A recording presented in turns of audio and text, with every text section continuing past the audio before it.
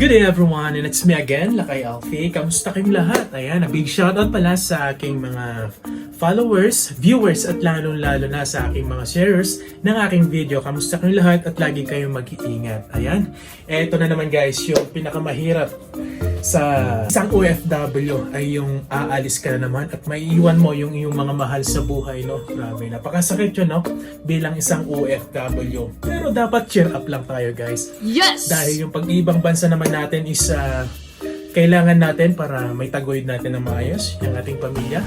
At of course, para magawa natin yung mga plano natin sa buhay, di ba? So ayan, for today's video nga pala is gusto kong ipakita sa inyo, no, kung ano ba yung mga dinadala namin sa abroad bilang isang OFW. Ito na, handa na ba kayo? Let's go, ito. So ito na, ipapakita ko na sa inyo kung ano yung dala-dala ko kung pabalik ng abroad. Number 1, ayan, tuyo. Wow! Actually, meron naman tuyo talaga sa abroad. Pero, may pagkakaiba pa rin sa lasa. Itong tuyo na pinili natin is hindi siya masyadong maalat. No? Yan. Ano tuyo?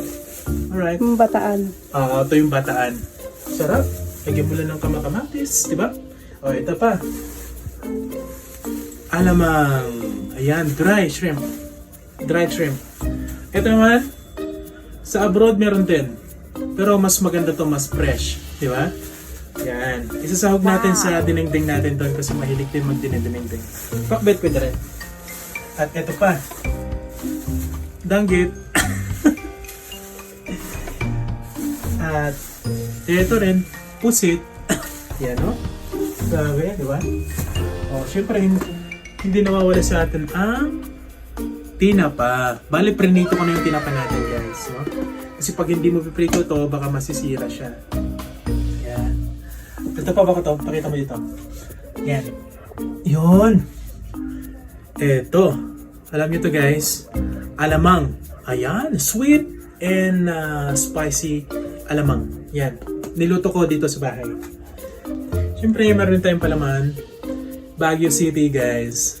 Iba yung lasa nito sa Baguio City. Mamanti-mantika. Ayun. Maglalaway ka na naman sa mangga nila kay. Diba?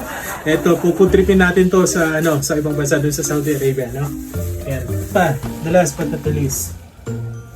Tadam! Alam mo to bakit? Red egg. Wow, ang galing mo talaga. Red egg, guys, grabe. Ang sarap. Actually, meron din dito. May gumagawa din sa ibang bansa nito na kaibigan ko. Pero syempre, mas maganda to, mas masarap yung lasa. Mamanti-mantika sa loob. Sarap. 16 pesos isa. So, ayun na nga. Hope you enjoy, no? Sa video natin ngayong araw na ito.